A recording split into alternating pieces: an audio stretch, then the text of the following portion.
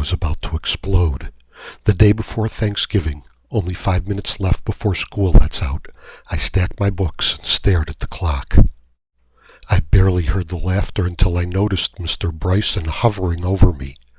"JD, I see you've already left school for the day."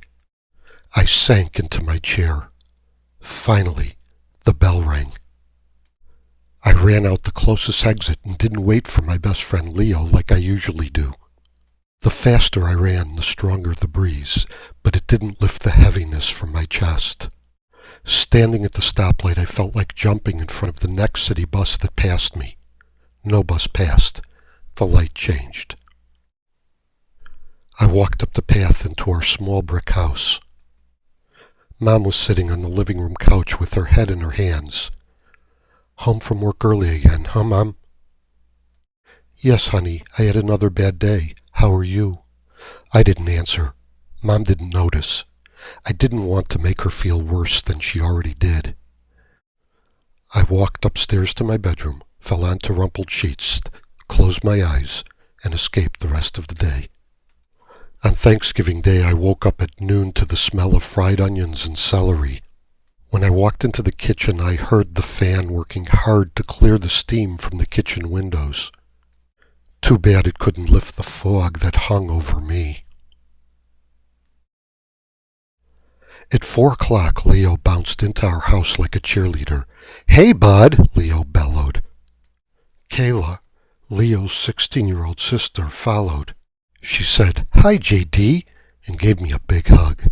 Kayla smelled great, like some of the girls who had passed me in the hallway at school. When her soft hair brushed my neck, I closed my eyes.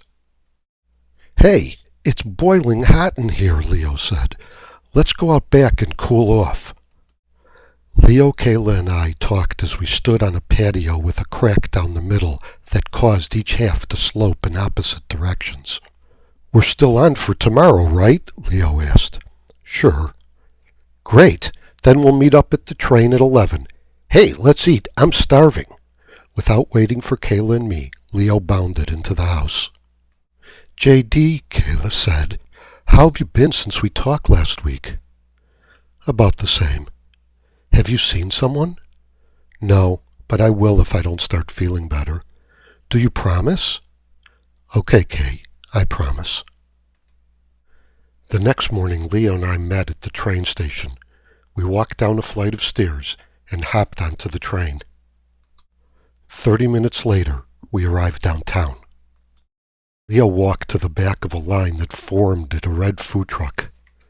When he handed me a hot dog, I looked at it and tossed it into the garbage. "Leo, I'm sorry, man. I'm feeling kind of sick and want to go home." "What? We just got here." "I know. You stay. I'll see you later." "I'm not staying here without you," he said, sounding pissed off. I walked into the train station and onto an empty train. Leo sat right next to me. I stared out the subway window at the concrete tunnel wall. "What's wrong with you, man?" Leo asked. "I don't want to talk about it." "Damn it, JD. You didn't eat anything last night, and you threw out that hot dog. You smell like crap, you barely talk to me. It seems like you just want to mope around and do nothing. I think something's wrong with you. I think you ought to talk to someone." I realized what Leo said sounded a lot like what my dad said to my mom. "I don't know what's wrong with me, Leo, but talking about it won't help." "Leo, I hate my life.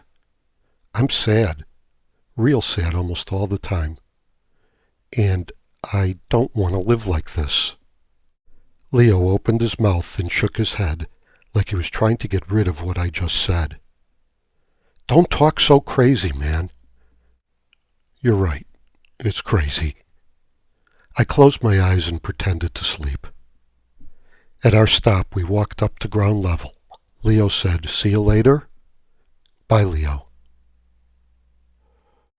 We walked home in opposite directions.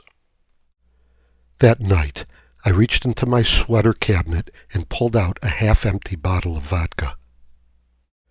I knew what I'd do the next time my parents went out. Dad kept a gun in the drawer next to his bed and bullets in his toolbox. I stumbled back to bed before passing out. I felt a hand touch my shoulder. I opened my eyes and squinted from the morning sun shining through my window.